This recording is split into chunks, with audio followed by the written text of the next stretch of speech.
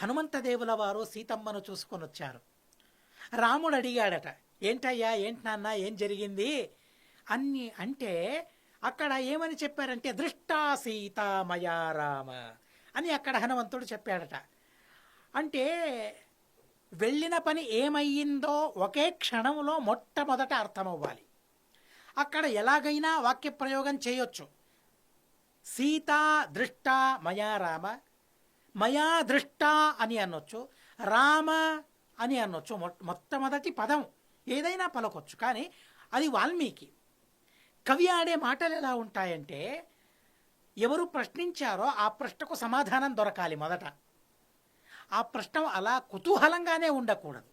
రామ అని మొదట ప్రయోగిస్తే ఏం జరిగిందో అని, రామునికి ఆ అజ్ఞానం లేదనేది వాస్తవమైనా కూడా వాక్య ప్రయోగం చేసేటప్పుడు ఎలా చేయాలి అనే విషయాన్ని చాలా చక్కగా వ్యాఖ్యానకారులు విమర్శించారు. దృష్ట అని ఎందుకన్నాడు హనుమంతుడు? దృష్ట అన్న తరువాత ఇక ఏ విధమైన శంక సందేహాలు ఉండవు. దృష్ట అంటే దర్శనం జరిగింది, సీతాదేవిని చూశాను అన్నాడు హనుమంతుడు. ఎవరిని చూశాను? ఎవరిని చూడ్డానికి వెళ్ళాడో తనను చూశాను అని అర్థం చేసుకుంటారు కదా. కనుక ఎవరికి ఏ విధమైన సందేహం కలగకుండా మాట్లాడాలి. ఆ మాటకారితనం ఏదైతే ఉందో అది హనుమంత దేవునిలో ఉందని చాలా చక్కగా విమర్శించారు కవులందరూ కూడా.